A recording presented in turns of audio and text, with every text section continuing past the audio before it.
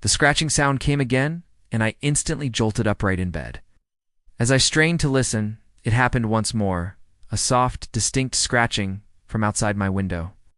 Sleepily, I got out of bed and walked over to the window. The blinds were closed, but there was enough light seeping through the cracks to make out the shapes of the trees in my yard. There was no one there. Had I dreamed up the noise? I went back to bed, but sleep wouldn't come. And every few minutes, I'd jolt upright in bed, listening intently for the scratching. How could I have possibly seen a village and two people who looked like they'd been transported from the 1800s? Maybe I had been dreaming after all. I got up, feeling refreshed despite the lack of sleep. The houses looked just as dilapidated, but now the road was bustling with activity. Children ran around playing, dogs barked incessantly, and several men were working on a barn, their tools glinting in the sun. I watched them for a while, fascinated by this strange world. Then I remembered last night's unsettling vision. I walked over to the window and threw open the blinds. They were dressed like the people from yesterday, except they also seemed to be wearing clothes I recognized. He tripped and fell, scraping his knee on the ground. So as soon as the moon was high in the sky, I got up and went to the window. I threw open the blinds and gasped. But tonight, there were crowds of people everywhere. Some were going about their daily business, tending to their gardens, or walking their cows down the road. She stared up at me with wide, innocent eyes. For a moment, we just looked at each other. Then she smiled and waved.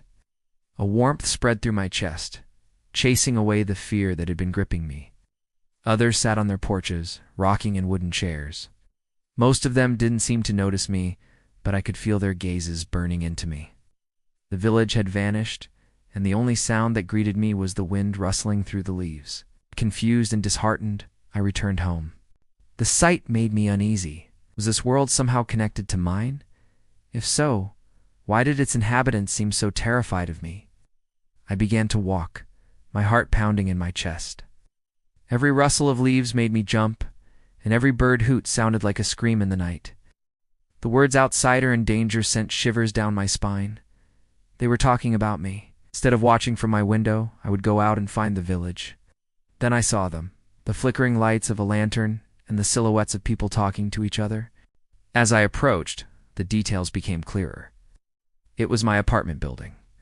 I raced toward it, my lungs burning, my legs heavy with exhaustion. Armed with a flashlight, I ventured onto the fire escape. "There he is," he shouted, pointing his finger like a weapon. Every night I saw that village. Every night I felt their fear, and every night I heard their whispers on the wind. I just kept running, stumbling through the underbrush, until I reached the road. "Get him, boys." I turned and ran as fast as I could. One of them shouted something, but I couldn't hear what he was saying. She waved at me shyly, then pointed to the ground below. Maybe one day I'll find the courage to venture out again and uncover the secrets of the world outside my window. Or maybe it's best left as a mystery. A chilling reminder that sometimes the most haunting journeys are the ones we never fully understand. I wanted to understand their way of life and find out why they were so afraid of me. I could see the remnants of last night's dreams beneath the trees, but there was no sign of the road or the village. What were those people doing in my backyard? Why did they seem so afraid of me? And why was I drawn to their world so inexplicably? Disappointed, I slumped onto my bed. As I approached, I could hear the sounds of human voices. Hope surged through me. Damn, maybe I would finally get some answers today. All that remained was the familiar view of my backyard, which looked drastically different from what I'd seen the night before. My window wasn't sealed shut. I pushed it open and stepped out onto my fire escape. Below me, I could see the road leading into the village. At the end of it stood my apartment building. All I could think about was the strange world beyond my window and the mysterious people who inhabited it. Where had it all gone? Why did those people look so afraid? And why did the world outside my window show me a different reality every night? Startled, I looked down. To my horror, I saw that the street had vanished. In its place was solid concrete. All of a sudden, they started running away, screaming at the top of their lungs. Surely what I had seen was just a figment of my imagination, but that was impossible. I lived in a high-rise apartment building, and my window had been firmly shut all day. In fact, I hadn't even opened it for weeks. She wore what looked like a long dress and a bonnet, and she was carrying a large basket in her hands. I rubbed my eyes, convinced I was hallucinating. But when I blinked again, the woman was still there. I glanced at the clock on my nightstand. It was 3:47 a.m. It was old and weathered, with a tarnished brass knocker in the shape of a lion's head. After a moment, the door creaked open, and a man with a scraggly white beard stuck his head out. He said something to the woman, then shook his head and closed the door. The woman continued on her way, eventually disappearing from view. Then it started again around 4:30. I got up again, pulled open the blinds and looked out the window. This time, instead of the familiar trees, I saw something completely different. There was a dirt road, maybe a half-mile wide, cutting straight through what looked like a small village. A few run-down houses lined the road. The paint was peeling off their gables and shutters hung precariously from their hinges.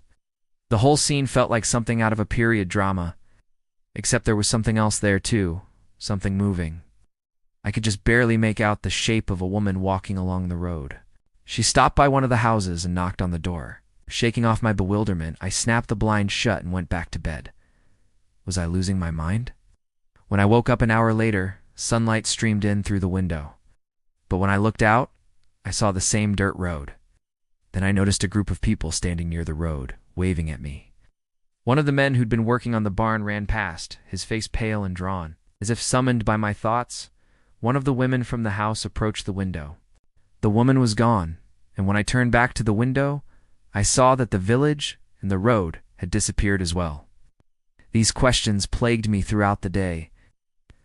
I couldn't concentrate on my work or enjoy my dinner.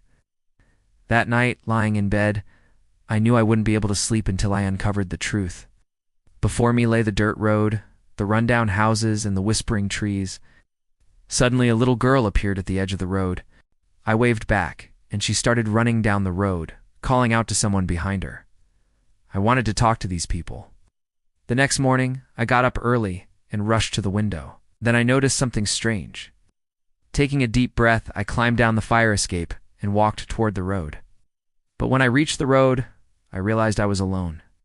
That night I decided to try a different approach. Below me, the road stretched into the darkness, disappearing into the shadows cast by the trees. After what felt like hours, I heard voices. I quickened my pace, my heart pounding. As I drew closer, I could hear snippets of their conversation. Suddenly, one of the men spotted me. Behind me, I heard the sound of heavy footsteps pounding on the ground. I didn't dare look back, and I saw it, the faint outline of a building in the distance, a building that looked strangely familiar. When I finally reached the safety of my room, I collapsed onto my bed, my body shaking with adrenaline. Sleep offered no escape from my terrifying nightly journey. Now, I've learned to live with my nocturnal odyssey, though I still long for answers.